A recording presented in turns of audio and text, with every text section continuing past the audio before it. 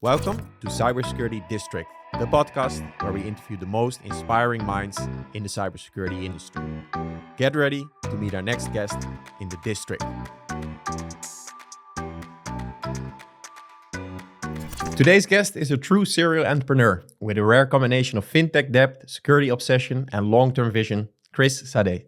Chris was the founder and CEO of Ophen, one of the first cloud-native core banking platforms, where downtime, fraud, breaches were simply not an option. His systems eventually orchestrated more than 100 billion in financial flows. And after building and scaling Ophen for exactly 10 years, Chris exited and shifted his focus to investing. Today, he runs both a dedicated cyber fund and his own investment vehicle.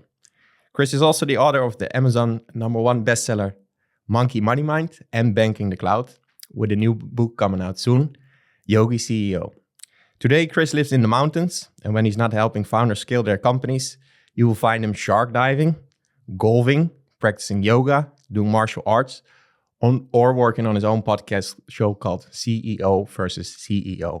So in this episode, we will learn from somebody who's been truly in the arena day in, day out. Chris, welcome to the show. Thanks to be here. Yeah, cool intro. Thank you. I worked on it. I did my homework. Good. And before we put on the recording, you also explained a bit about your background, and I think it's fair to say that you're one of the most successful Dutch entrepreneurs. No, I don't think so. There are people that are way more successful, but I'm happy with where I am today. Yeah. Yeah. But I think you worked very hard, and it was not always that money when you were young was always floating around or something. I think you're pretty self-made. Can you explain the listeners a bit about your youth, your background? Yes. Yeah, sure. Well, I'll try to give you the short version. Otherwise, it's will be a quite long show. But my grandfather is originally from Iran, and it was called Persia by then, and he fled that country. My grandmother was Russian; they fled as well. They made my dad, and my mom is adopted. And they came together and they made my brother and me. And they split up quite young. So when I was 4, we came to the Netherlands, and we didn't speak the language, and we didn't have any family because my mom was adopted, so she didn't have any family. And my father's family didn't live in Holland. And we didn't see him for like 20 years or something. So we were pretty much on our own. So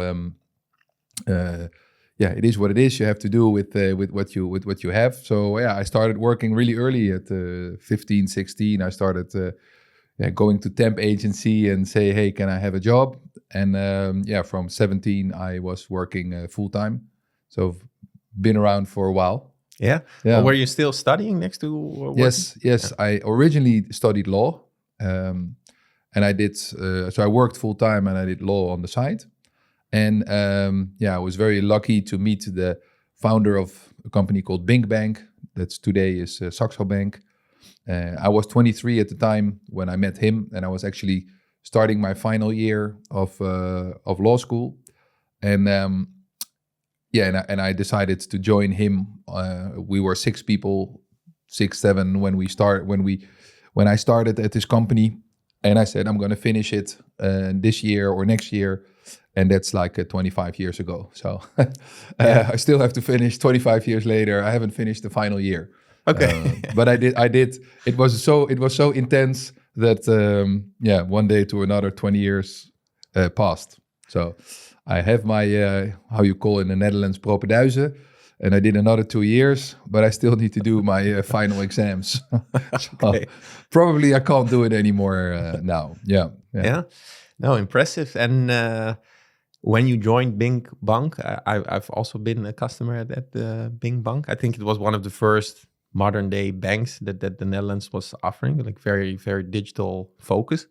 But how did it came about for you? Because you were the 6th employee, and I think you were sort of the right hand of the CEO rather early in your career. But yes, you also explained the story, which I really like, that you were watching Champions League with some fellow students, and that they all of a sudden realized, like, okay, Chris is doing quite okay. Yeah, it's and you know, the funny thing is, 25 years later, we still the two founders. So that company had two founders, Karel Begijn and Thierry Schaap, and it kind of had like a management team of people that worked for them. And that team, 25 years later, we still see each other. Like tonight, we're actually having the dinner. So once a year, we have dinner with the group. 25 years later, everybody still sees each other. And it's very, in that time, 99% of all the stock trades done in the Netherlands by private investors were going through ABN AMRO, Rabobank, and ING. You know, those three had 99% of the market, and it was a very expensive market. A trade would cost an average of 100 euros. And Carlo, the founder, said, let's do it for 10. And everybody thought it was a stupid idea because they said, well, then you have to do millions and millions of transactions to make money.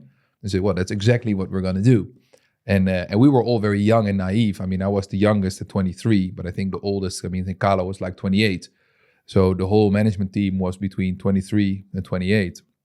And we just dove in, and I did with my team, we were building the website and make sure people could buy and sell stocks. And the other one did the marketing. And it was a super adventurous time. But the first 4 years, we had more calls from headhunters than from clients because it didn't really work. It didn't really get a lot of traction. But after that, it exploded. I think we went from 20,000 retail customers to 80,000, 160,000, 300,000 in like 3 years. So in a period of like 4 years, we that company grew to 65% market share, millions of transactions. And I think in 2008, when we left, there was 800 people staff, almost 200 million in turnover, and almost like 100 million in net profit. And everybody was still, I mean, I was like 27, 28. So it's an enormous experience. We went to the stock exchange. The stock price almost went times 15 in like those couple of years. And and one moment, like what you were talking about, my friends were still in college and we were watching the Champions League, and then you see your own ads. That's very surreal. And back then you didn't have social media and a lot of things you were not. So everybody was just watching TV, and then you see your ads on television. And that's a real surreal moment. But the amount of knowledge and experience you gain in those years for everything that happened, downtime, breaches, the list goes on and on. And looking back at it, it's a lot of fun. But back then it was a super intense period. But I'm very happy that I experienced, especially the experience, and that all of us are still kind of like have a really good connection with each other, because for about 8 years you just grind with each other.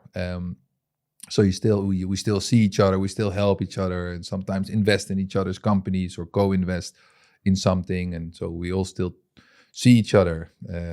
What an adventure, what a ride. Yeah.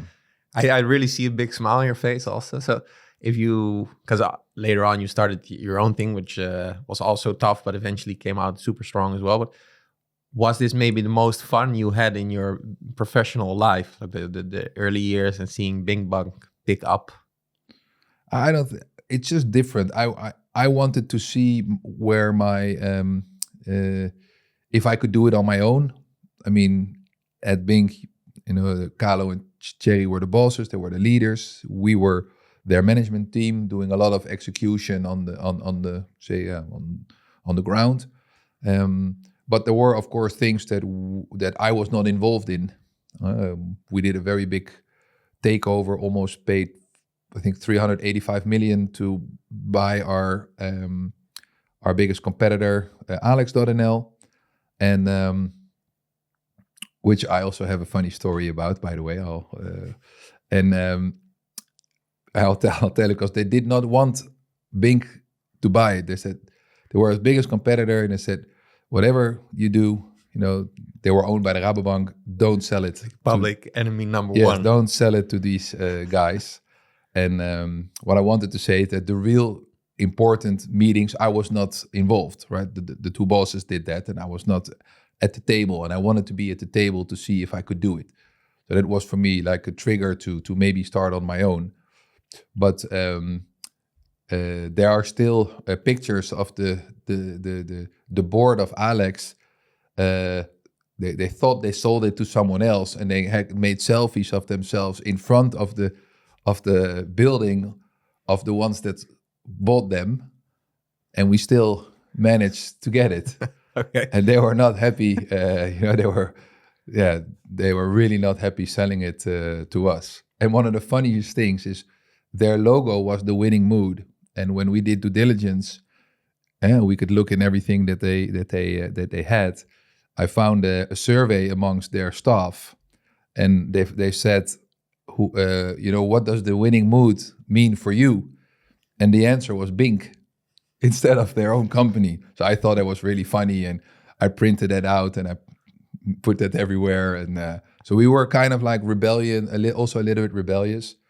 But that experience of doing that together, it was just like super cool. Yeah. And starting my own business, of course, was I think even more special. But it were just different times. There was no cloud, there was no AI. You did everything yourself. We had our own data center, our own machines. We did everything ourselves, and it was just a very fun times.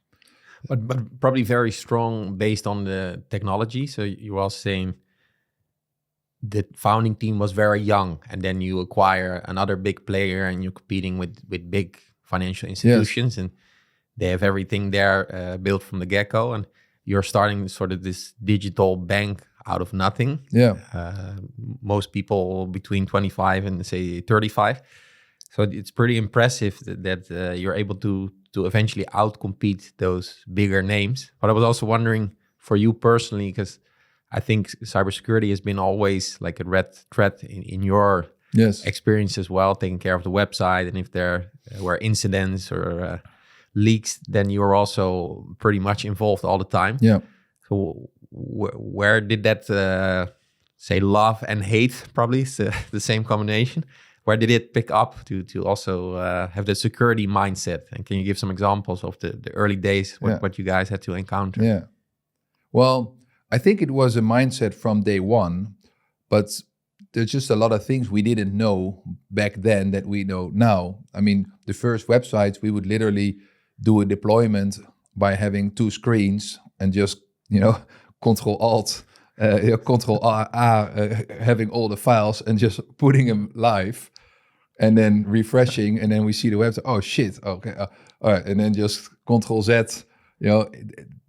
that simple how it started. Yeah. And then step by step, you have to make it better. You have to make it more secure. You have to make better encryptions and also because it was things that would happen. And the bigger you get and the more public this company becomes, and then you have to become better and better. And when we started making money, we could hire also real specialists on the security side and created a whole cybersecurity team.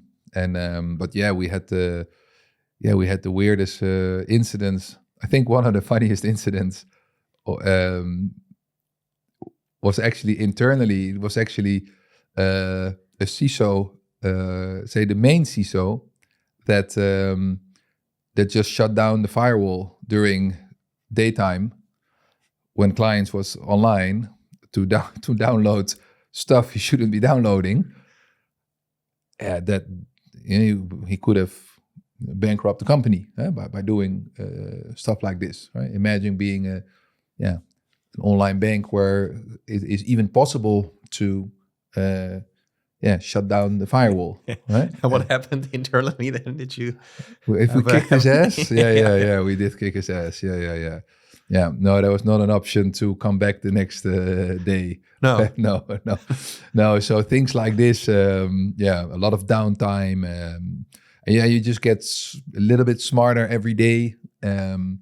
And I think the everybody had the same mindset of wanting to do really exceed expectations and really making it better for the end customer. And people started saying it to each other. Hey, you should open an account there, and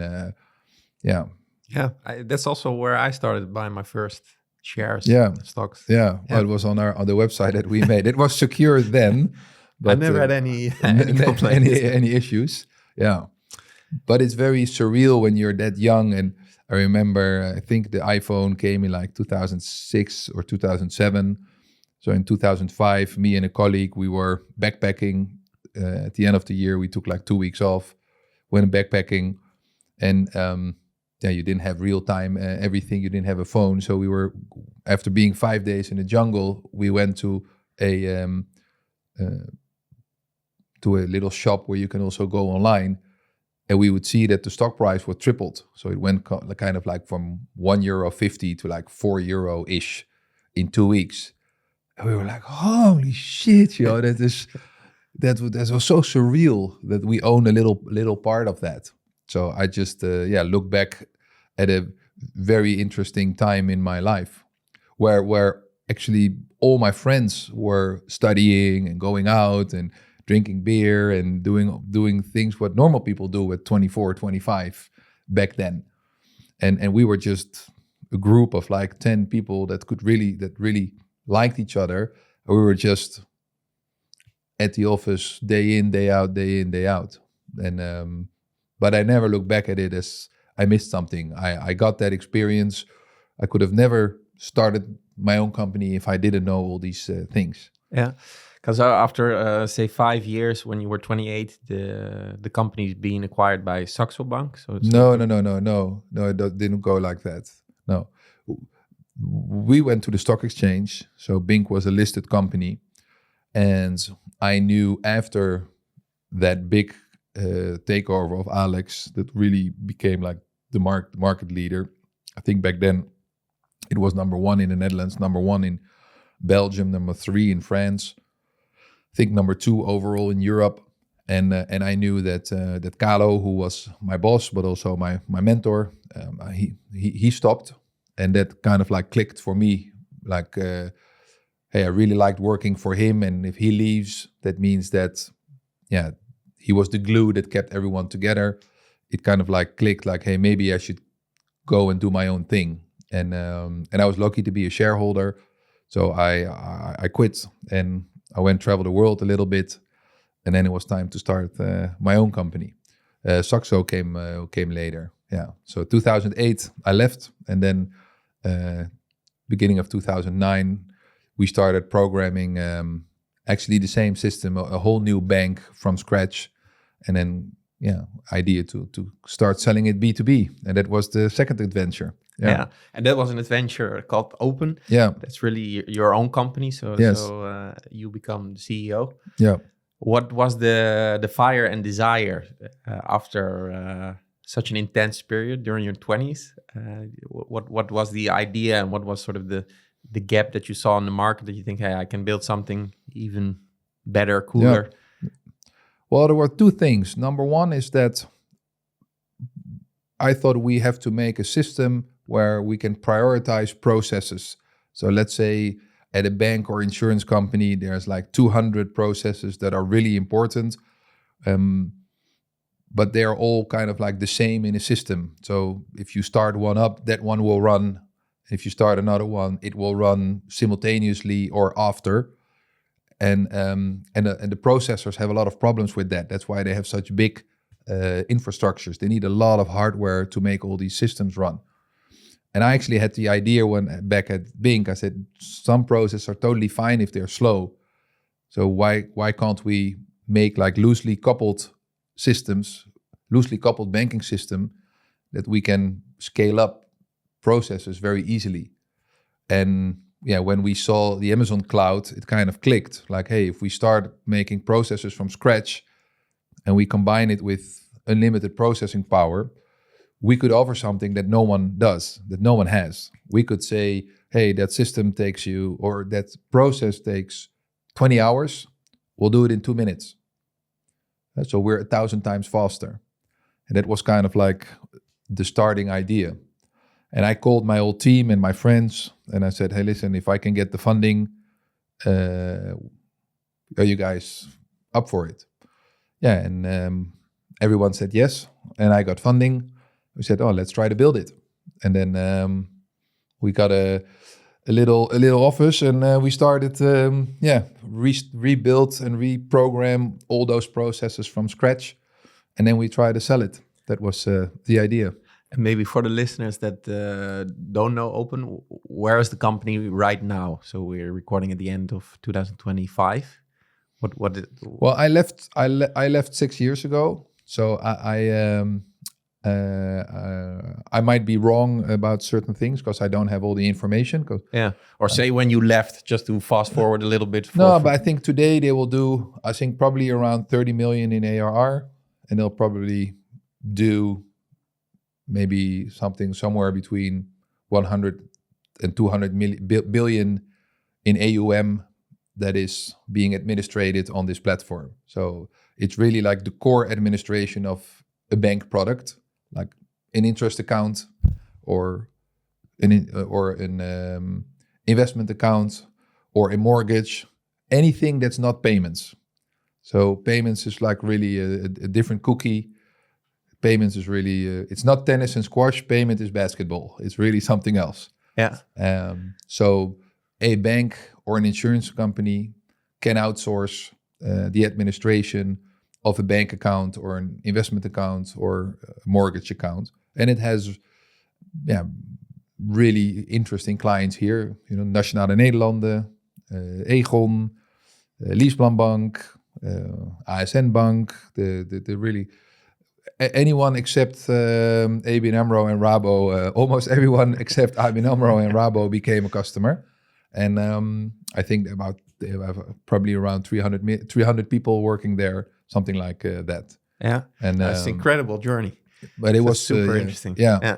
Well done. Also, it's quite the roller coaster. Because I also know in the beginning it wasn't easy, so it was sort of a cloud native banking solution. And I also understood you went knocking on doors to find that first client over and over again. 744 pitches, yes, before we finally got a signature on a contract.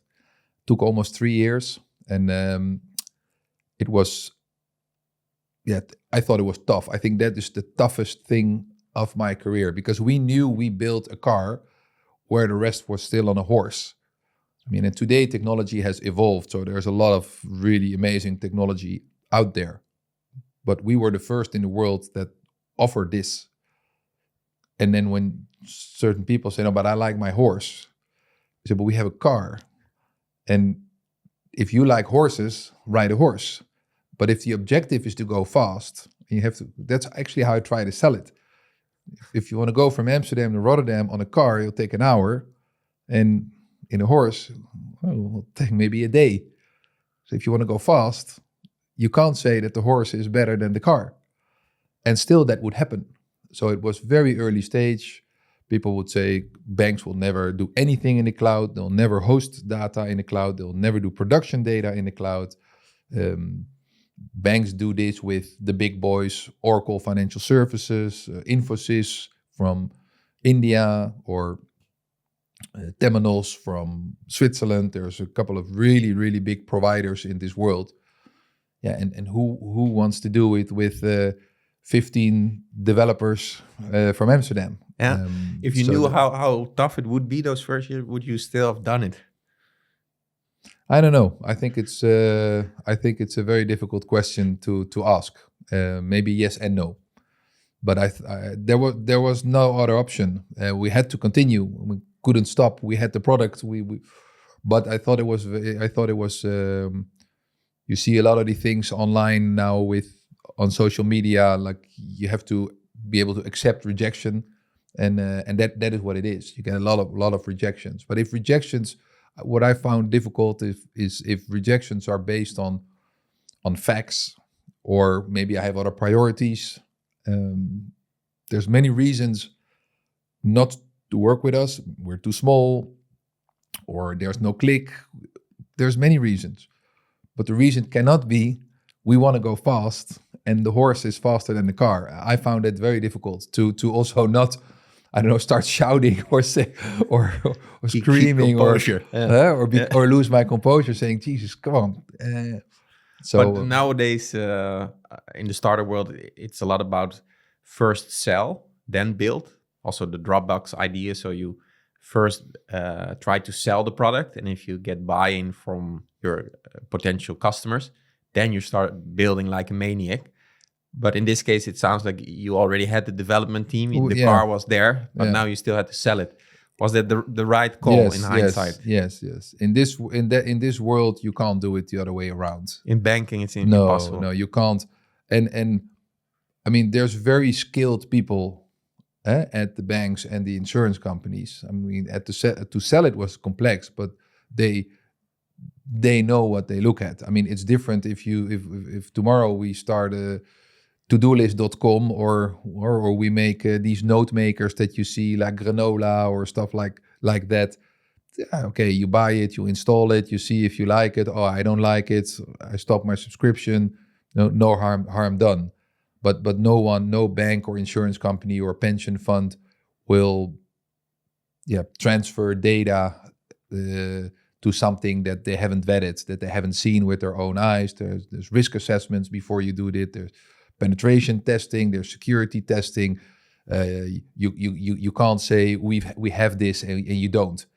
Of course, there are some little things that you don't have, but those are things you can fix in 2-3 months. Yeah. But you can't say I have a bank and not have it. That is impossible. So we were very lucky to find an investor that really liked us as a team and trusted us and trusted us with his money, and we just started working like hell to get it done. But the weekend of 2013, Easter weekend 2013, we migrated the first customer, and it was almost 15 billion in assets and 350,000 retail clients. And I still have the video on my phone that we saw the data going, and we were just thinking, please let it work.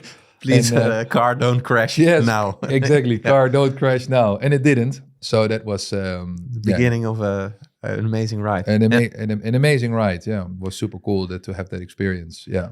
And from the cybersecurity people listening, again, you are a young new player and working with these big financials. And if you look at the data and the transactions that you work with, I think security has always been sort of a pillar in everything you've done so far. But during the times at Ophen, what were some of the security measures that were non-negotiable for you? What were some of the things that you implemented? Well, I think, let's say to sell it is something. I think something else is how you do it internally. I think you really have to be curious. You have to be curious about how things work and really be knowledgeable and do your research and do your homework. And I think it's more that if you want to sell to big corporates, that you really start to understand how they work and why do they ask things, and to really get it as a collaboration. I mean, of course, we started because when we can start from scratch, we knew it has to be able to fail. So when it fails, it has to start again. So if you do that from scratch, you can make it better. You start by doing the secure coding. You start doing multiple layers of encryption. You really can redesign a system like that, and it actually starts from uptime and security. I mean, I say for a BinckBank or insurance company, priority 1 to 100 is not being hacked, and then priority 100 to 200 is being up in having uptime, and the rest is priority 200 to 500. So really understanding the why and how do they work and why do they want to see it, and being flexible. It's not like a standard SaaS, like this is how we work, you do it. You really try to collaborate. So we had to comply with all the security policies of all the clients. So of all the insurance company, and they're all just a little bit different. So we had our own security policy that's very holistic. It's from staff to the office, to the office environment, to the production environment, to the development environment, to the screening of the people. It's not only hacking or secure coding. It's much more holistic. And because we had to comply to those security policies of those big corporates, ours was like our own with the sauce of all of them. Yeah, it was it's kind of an amazing puzzle. Yeah, it was like a puzzle, and but it also attracts really good people that really like to do those things. And we had with say 90% of the customer a really good relationship with their security teams. I have an investment fund for cybersecurity companies, and I think if you sell to big corporates, it's different than small companies. And sometimes you hear them, they don't understand, and they don't know, and they really need us. And they've been around for a long time for a reason. What they want, many times there's an explanation for it. So we really have to understand what happened there. Maybe something happened in the past. Maybe they had a breach somewhere. So we really try to make like a collaboration between our experts and their experts. And over the years, because you've been with Ophen for 10 years. 10 years, exactly 10 years, yes. And you've hired a lot of people, probably also at BinckBank. Yeah, hundreds and hundreds of IT people, yes. And what were some of the things you were looking for, say, in general when you hire people, but also when you hire cybersecurity people that have to comply day in, day out with so much pressure from regulators, from clients, and probably also bad intended people. What were some of the things that you looked for? And what were maybe also some things, if you spotted them, that was like, okay, out, like this is a no-go? Yeah, I can tell you that. I have a couple of examples for that. The DNA was exceed expectations. Right? We get paid by our customers. If we exceed expectations, we will be successful in everything that we do, because a lot of them don't. So it's actually a very easy to implement strategy. So we were very strict about that. If a client comes at 9, we'll be there at 8. Right? If we say to the client, you'll get the information Friday 4 p.m., Friday 4 p.m., you have it in your inbox, and not, I was busy, I'll send it next week. So we were really, really strict. Binck and Brand New Day, Binck, actually Brand New Day as well. They started Brand New Day. Binck, Brand New Day, Ophen, exceed expectation is number one. And the people that didn't like that couldn't work for us. So we would literally, at Binck, have, the inbox was full and really, really full. We would just order pizza for everyone and close the door. Well, you couldn't get out. If you don't like that, go work for ABN AMRO. So we get paid by our customers, so we will do anything. And of course, if there's something special, it's your mom's birthday, or there was a little bit wiggle room for that, but not a lot. We got, I remember there was an important IT guy that was actually at the dentist. We actually went to the desk and opened the door, said, finish it later, come back to the office. We have a big problem. And the same guy we also took him from the hairdressers once. Like, have to come back later. We have to come now. The clients, the customer obsession was a real thing, and that was number one. People must like that, and must like have an environment like that. So we would do everything that we could. If a potential customer would come, everybody would be on time. We would have cleaned the whole office. It would be like every little detail we can do to give them comforts that we're good and we're in control. That is something that we do. And I think that's a rarity. A lot of people don't do that. You have to be on time. You have to be prepared. You have to be curious. All these things. And I think there's easy ways to test it. So that was a non-negotiable. And what we try to do is make teams. Well, before we started, we were talking about the five-legged sheep. It doesn't exist. So really drill down what is the quality that we want this person to have, and then we'll add this little quality with it. So together they'll be a good team. And because it's the back end of banks, it's like slow and boring. Military execution, all these things, better to be slow but good. And military execution, right? Not a lot of mistakes, to have pride in that. So if someone, there was a CISO that came to do a presentation to come to work for us, and he opened his laptop, and I saw like so many files on his laptop already that for me was already no go. Started the presentation, basically. You knew already. I can't hire this guy. If you're so not structured, how can you ask other people to be structured? So these kind of things. Or we would ask someone to do like a test. We would say, hey, I don't know, we want to have a whole new network. So we want to throw our network in the garbage can and start from scratch. Could you write in a one page, or how would you do that? And he would say, yes, I'll have it with you end of the day. And then end of the day, you have nothing. And then the next day, sorry, I was busy yesterday. It's like, I watch YouTube movies all day. I have nothing to do. Like, that's not my problem. I'm here, and then we wouldn't hire someone like that. Yeah. So we did have a lot of little tests to see, do they really understand what we find important. Yeah, no, but I think the level of execution that you have always chased, it comes very strong, and I think you're a very disciplined guy also nowadays. So I do admire that, and I think it brought you a lot of good things. And after 10 years with building Ophen, you decide to leave. The company still exists and is still flourishing. But what was for you a moment that you thought, okay, I'm getting bored, or I want to explore other things? No, not bored at all. No. But it was, that kind of execution comes also at the price.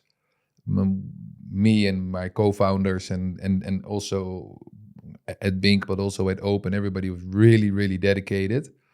And it comes at the price. So there's a lot of things you miss. I mean, if we would say to the customer, and I'll answer your question after, but if we would say to a customer, right, we'll deploy on Sunday, I think we've never missed a deadline ever.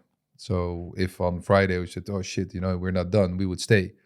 We would stay on Friday night, Saturday night, Sunday. If 10 years have 520 of these weekends, I think 350 of those I was at the office, because we do that for our customers. And we would even put in the contracts the mobile numbers of all the founders. Right? If there's really, really a problem, you call us. I've never heard this before. Yeah. But they would really appreciate that. They would really appreciate that. If it's really, really, really important, right, we'll cancel and we'll be there. Because we really have to, I think you have to give comfort. I think a lot of B2B, and the same with all these cybersecurity companies that are coming now, it's not only that are arising, it's not only about the product, it's also about the team and giving comfort to the customer that if it really matters, you're there and you will help them and you will answer the phone and you will be there. I think our biggest strength was even more that culture than the actual product. And we did the same thing with Binck. When we've bought, there was a customer that couldn't log in, and then we would send an IT to his home 2 hours by car. And then he would call us and say, I know why he can't log in. His computer is from the 60s. All right, go buy him a computer. And we would go buy a computer for the customer, install it. It's our gift. Then now you can log in. It's a client for life. Client for life. And actually, we had like 40 new clients through this man because he was our biggest ambassador. And but that mentality comes at a price. So myself from 23 to 43, this is what I did. I married. She of course got my time, the little that I have, but that was about it. So I didn't have a lot of friends. My friends were my colleagues. I didn't do a lot of things next to that. So there's a lot of birthdays. I wasn't. There's a lot of friends that, I didn't see anymore because I didn't have any time. So it was just 20 years of only doing that. And I wanted to explore other things. I was like, I'm kind of done with this execution role. And especially, I think, as the leader of the group, you have to set the tone and you have to set the examples. So when it was important, I was there as well myself, even if sometimes when the company grew, there were certain things I couldn't fix that the team had to do, but I was always there. So I thought 20 years of nonstop it's time to move on. And and I was lucky that was possible. So I am not the operational guy anymore. I'm not the executive, the chief executive. I'm not there, and I switched to another career, and now I'm hope to bring positive energy, and I'm an investor, and so I do sit on a lot of boards, but that's, I think, easier than doing the work itself. So it was for me a natural transition after 20 years of starting doing other things. Yeah. And to challenge you a little bit, because you step out financially, let's say, independent. So I think you had a very good ride with both companies. Yes.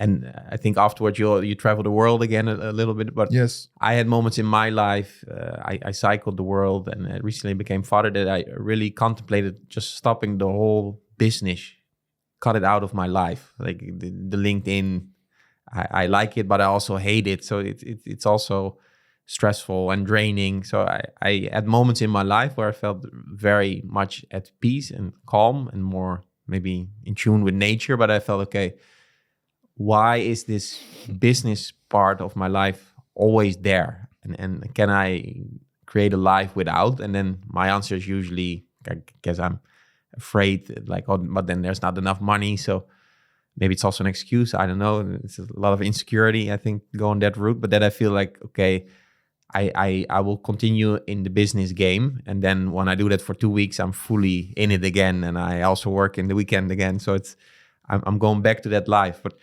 you're in a situation where you have the financial freedom, or that's not something that is drawing you back to the business game.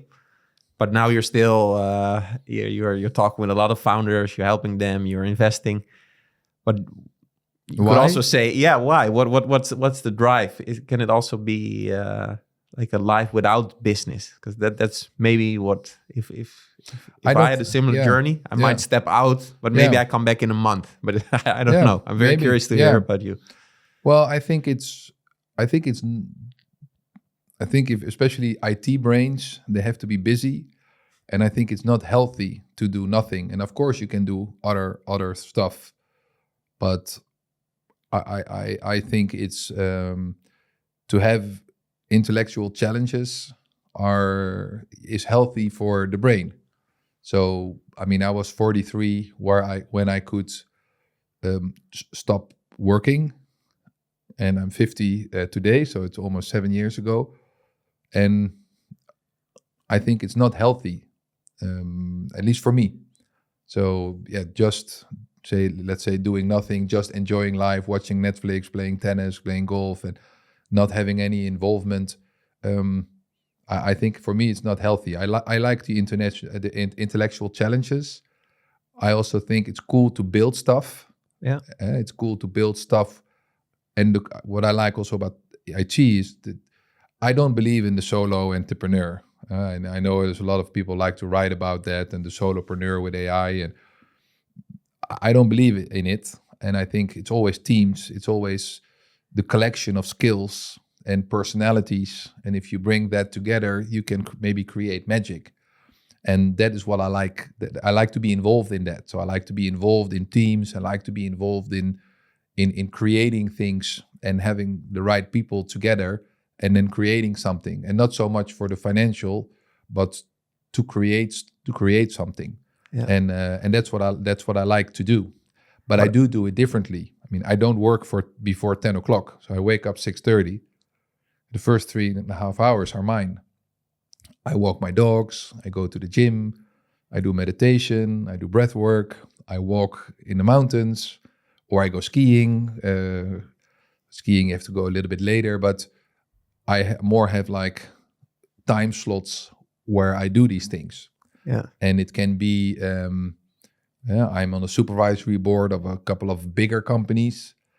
And 4 times a year we come together with the executive board, and we try to help them. And some companies I'm more involved in because I'm the largest investor or the largest shareholder. Yeah. And then I try to help the founder team with, I have a very big fuck up list in 20 years. And I try to help them with my experience without wanting to be them anymore. Yeah. So I think just enjoying your life. I mean, I don't like to go out. I don't go to festivals. I don't go to clubs. It's just not who I am. So I don't have any interest for that. I can still travel, and I do, and I live in different places where I have homes or apartments, and I think it's not healthy to not have an intellectual challenge and be involved with people doing stuff. Yeah, that makes perfect sense. Yeah. Sounds like a proper life. But you also strike me as a competitive guy. So I think you would also like to, you need something edgy. Also, what I read in your introduction, like you also like shark diving, you like to do martial arts. So there's the yogi side of you, the Zen, the relax, but also a fighter in there. Yeah. I like the idea of, I like to say the execution, the military execution, the grit, and people wanting to succeed and wanting to do it really good for the customer. That's just the DNA that I have, how I've been brought up in the business world. But you also have that softer side. Yes. But was that always there, or has it grown after? No, it was always there. Only it was more difficult to show it as a CEO. It's easier to show it now. But I hate it when it's not like that. There was a company that I'm involved in, not anymore, and I was helping them with the sales and the strategy and the execution of the large customers. And we had a meeting. I said, okay, we start at 9. Well, when we say start at 9, I was there 8:30, and the door was closed. There was no one there, and everybody arrived at about 10 past 9, and the founder arrived at 9:28 or something, and I was already there for an hour, and it was a big mess, and the pizza boxes were everywhere, and I waited to everyone when they sat down, and then I stood up and I said, I go home, go fuck yourself. And I left, and I still have shares, but I'm not involved anymore. I cannot handle that. Yeah. And they're not doing that well. And I think there's a big correlation between the two. But is it only in business, or is it also? In personal life as well. Yeah. But luckily, my wife is the same. So she is. Because you could have been with a person that arrives late. But also she's very. I mean, if we buy real estate in outside of Holland, she's the one that does the due diligence, and she reads the contracts, and she does all the due diligence and get the right lawyers, and so we don't have a lot of misses. In our entrepreneurial journey, because we're so much on the ball. And I also think it attracts. I told you we have an investment firm called Dark Red, in which we invest in cybersecurity company, and all the people that are involved are the same. So the people that are behind it are people from Adyen, are people from Flow Traders, are people from Binck, from Brand New Day. All these companies, Booking, Kees Kolen is part of it. So all the people that are involved they all build unicorns. So they're the ones that fund. I mean, I run it because they have other things to do. And it's a pool of money that we've put together to have an investment for. They're all the same. And you see, it attracts also certain kind of people. Yeah. And and I like those. I like those people. Yeah. I still play padel with my high school friends. So I'm 50 now, so I know these guys for 40 years. We don't play for fun. It's impossible. We play. You get in fights, yeah. Well, we play to win. We play with each other to win. Yeah. And if someone plays bad, we say you can take lessons here. They give lessons here. It is we fuck with each other, and it's always quite competitive. Yeah. But I think that summarizes it well. Sort of play to win. Yeah, but it's really strategy. If you really want to exceed the expectation of your customers, the chances of success are bigger. And a lot of these things are very easy to do. Yeah. And now with your cyber fund, you already said that the people that invest with you, that they're sort of famous founders also in the Dutch and the European ecosystem. Yeah. But what triggered you to start a specific cyber fund? Well, it's because I think I know the domain.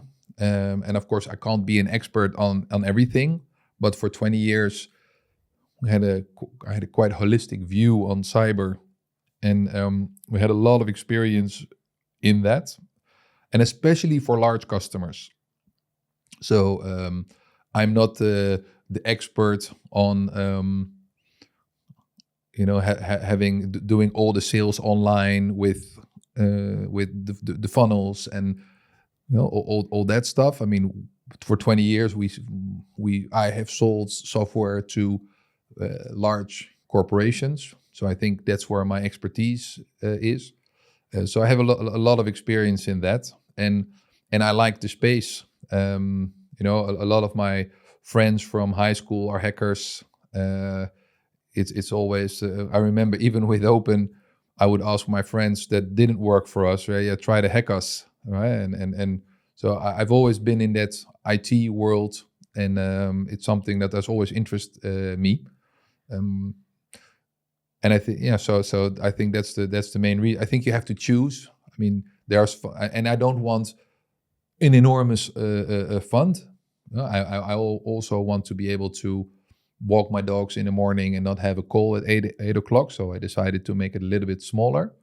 Let's say 35 million, between 30 and 50 million. It's a lot of money, but it's not like these enormous funds. Yeah. And I like also to have a little bit of free time. So made it not too big. And then you have to focus on something. And I have seen a lot of that stuff still being very, I called it, when something was very old, we always called it Fred and Barney, from the Flintstones. We always say, hey, that's Fred and Barney, or hey, those are the Flintstones. And it could be a person, or it could be a piece of software. A lot of stuff are still being done by hand, or a lot of stuff is still being done with an Excel sheet that you have to fill in. A lot of code reviews 2 years ago were still being done by hand. So it's a market that's becoming bigger and bigger and complexer. Also with AI, the threats are being different and more. We were just talking about that with deep fakes and stuff like that. So I think it's a category where if you exceed expectation in one area, you can become quite successful. So that was just a choice. Yeah. No, I'm listening and nodding also because one of the companies you invested in through the fund is called Florbs. So they've also been here on the podcast. Yes. And I can really relate what you're saying because they really have picked a niche. Yes. So yes. It's a very smart product, very focused. Yes. Yeah. And you really fix. You can, if you're really focused, you can really fix a big problem for someone. Yeah. And I've also invested in HR companies. The problem with HR is a lot of people think they know it better, they can do it better, or they say, no, AI is not important, we do it by hand or we do it ourselves. I mean, there's no big corporate that will say cybersecurity is not important. And so so it is a market. It's a very broad market. There's many different areas in that market, many silos that you can tap into. What are some that you really look forward to, or that spark an interest that you see? Okay, the market's going to move that way, or maybe young founders are listening now and they have a certain topic or area that you find super interesting. Well, I think everybody says AI, of course, but for me it's more about that the way of working is changing, and the breaches and the threats are changing as well. So how many people just put all their information into whether it's Claude or Gemini or ChatGPT. They just ask everything, put everything in there. That's for a big company complicated. For example, with Forbes, also because it's a security shield on Google. People also log in on other sites with Google, and you have to say, I give access to my whole drive. Yeah. Right? And because you don't want to do another, I'll do it, I'll log in with Google. And nobody reads and the thingy, and it just said, yeah, sure. And then it had access your email, etc. And everything. Yeah. So maybe there are thousands, whether it's a simple home site like Funda or Notion or whatever thing it is. It's so easy to access other stuff, and MCPs, just build an MCP, you can do, or people just uploading all their code into some company from wherever because they can do a very good a code review, and click, and the whole code base goes there. So it's really changing. So I think everything that has to do with AI and protect that, and I think cybersecurity, risk, and compliance can be like one thing. There's a lot of opportunity there. Well, why do you mention the three of them? Then you have a bigger target market? No, because sometimes they're intertwined with each other. Right? So if companies want to have, they also need a CISO, an ISO certificate, right, or a SOC certificate, or GDPR. But GDPR, which is of course law, to be compliant with that, has also to do with the security part of it. And I see very interesting new software being built around that. So if you want to be GDPR compliant, it's not only security, it's also the compliance, to be able to prove it and to continuously prove it.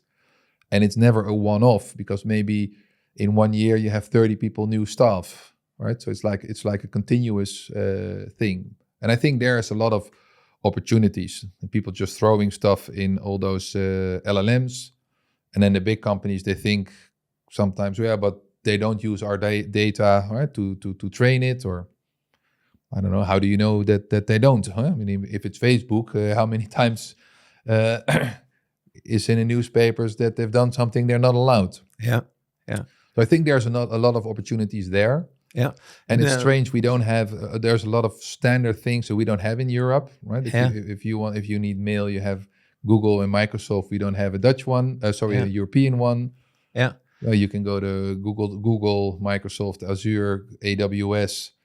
There's no European cloud provider, so there's a lot of stuff to be done there. Yeah. Coming to the European sovereignty, because that's a question I want to ask you, because you were sort of a pioneer in cloud native solutions. So it was very early stage. And now, yesterday I was having a discussion also with a founder, and said that 93% of the European companies store their data in the US. So because of the big companies you mentioned. So basically all the data in Europe goes straight to the US.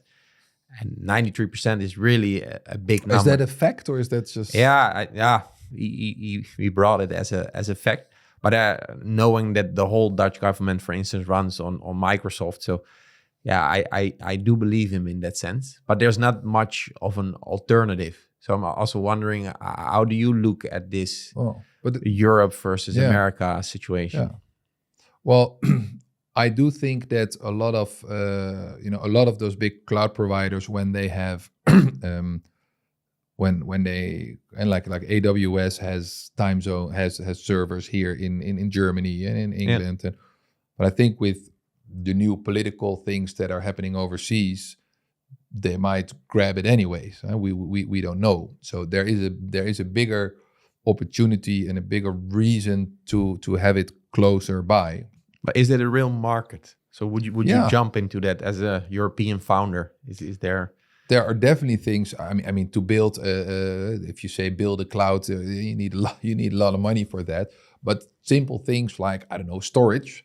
For 10 years, it was very easy to say, okay, storage, we do S3 of AWS or any of those provider, Dropbox, whatever.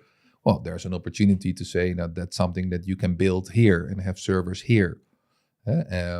So I don't think you can take the big stuff at once, but I do think there are areas where it's quite easy to migrate away from the big cloud providers to local ones. I don't think you should have all your data. I think classification of data will be a big thing. A lot of companies don't do that. I mean, if you have 8 million files on your drives, if you're a big corporate, you have 8 million drives. It's files on your drive. It's difficult to start to classify all of them. But you can say, okay, from now on, we'll start doing it.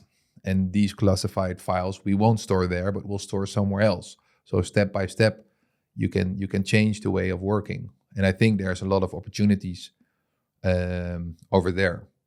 Yeah, and with cyber, of course, there's coding and the secure coding, but there's a lot of stuff you can do with even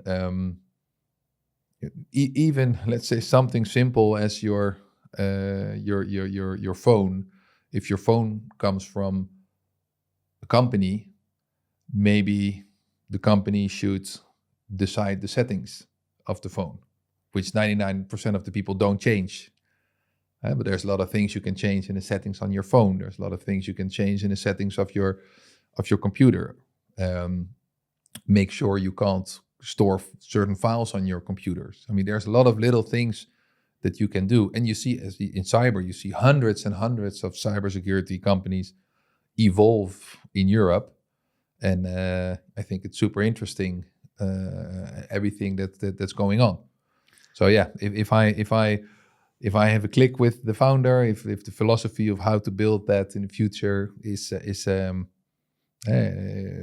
we align, then yeah, we might become a shareholder and let them build something. Yeah, but I think there's a lot of stuff to do there. But super good and super important that you're supporting this founder ecosystem. So I would really encourage all the people that have been listening to find you, to reach out. I think this was a super insightful conversation, and I think we could do it for 10 hours. Yeah. I'm just thinking like the books you've written, the shark diving. So there's so much I would love to still discover, but we only have an hour, so I don't want to take more of your time. But I really appreciate you coming over, and I'm very curious what further investments we're gonna see in this space. We always end this podcast with the same question. So here goes the question for you as well. That is, if you can send one signal message to all the CSOs across the world, what would this message be?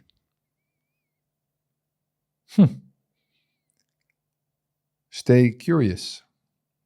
Love it. I think. I see sometimes people are a little bit stuck in their way of working, and by kind of thinking they know it. And I think, staying curious and open-minded. We have a lot of things that we did wrong, but a couple of things that we did very well, I think, was, if you have all the smart heads together and all the smart brains and all the technical people together, We would rent a farm once a year for 10 days and then stay there for a couple of days with different kinds of people. And yeah, we would brainstorm about certain problems, and together we find better solution. And you have to stay open and stay curious. And I found sometimes that certain CISOs were very strong opinioned and kind of like mixing facts and opinions sometimes. And of course, we worked a lot for the financial world.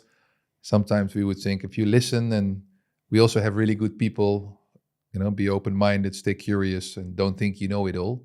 Because if we knew it all 5 years ago, if you could have said that you have robots building your code 5 years ago, you would think that you're crazy, right? And now everybody has Claude agents building stuff. So we have to stay curious and open-minded and collaborate and talk and listen, and I think that would be a good message. Stay curious. Yeah, I really love it. Thanks so much, Chris. Yeah, really thank you very much. Thanks. Thanks for listening to this episode. Don't forget to like, subscribe, and share. Stay safe, stay curious, and until next time in the district.